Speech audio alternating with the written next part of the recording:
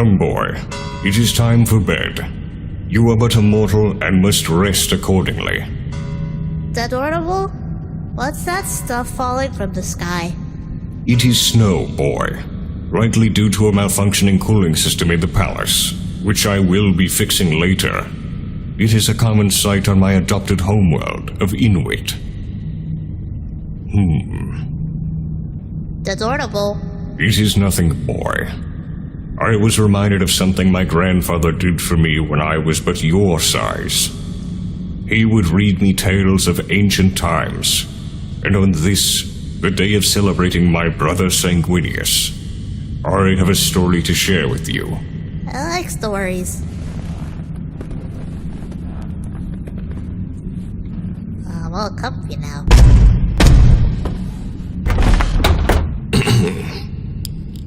Let's see here. I believe it was page 374. Yes, there it is. 'Twas the night before 생귀넬라, when all across Terra, not an adept was stirring, not even the Navis Primera. The quills were left in their inkpots with care, for the feast of Sanguinius would soon be there. The serfs were nestled all snug in their beds, whilst visions of rations danced in their heads. The high lords in their chambers, and I on my own, had all settled down in our fortifications, all alone.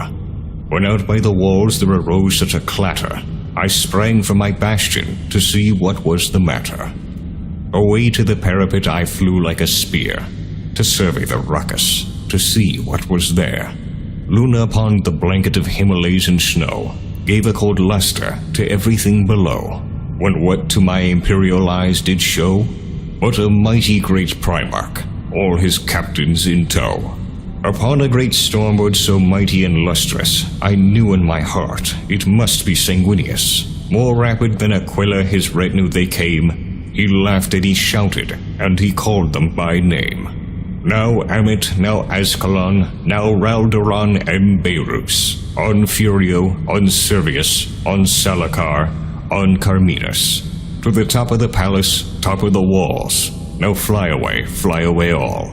Feathers flew as the angels did fly, together they climbed and did shoot toward the sky. Up to the palace spires the angels they flew, and upon a great stormbird gold-clad, Sanguinius too. Then, in a shock, I heard upon the roof the stamping and crashing of each armored boot.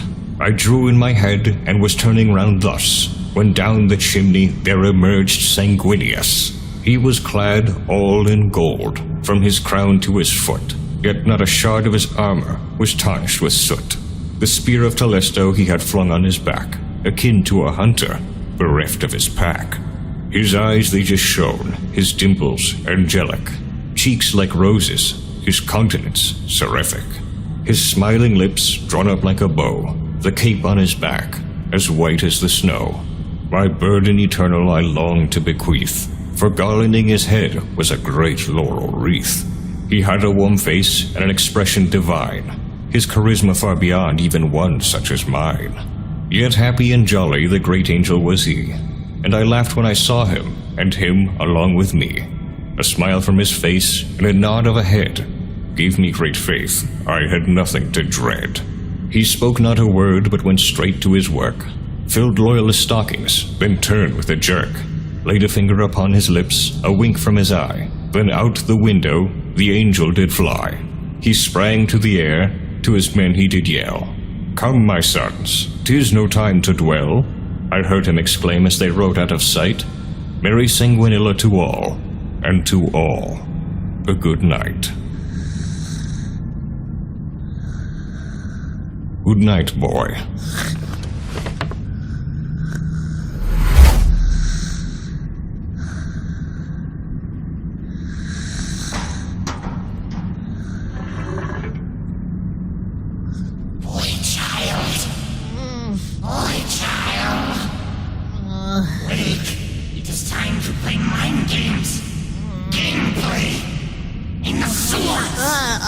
Bratty, I'm asleep. Man, party boy child.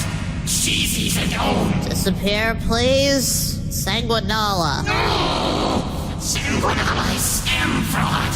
Being nice is a waste of time. Play games and scream, boy child. Great Laundrat Day. No.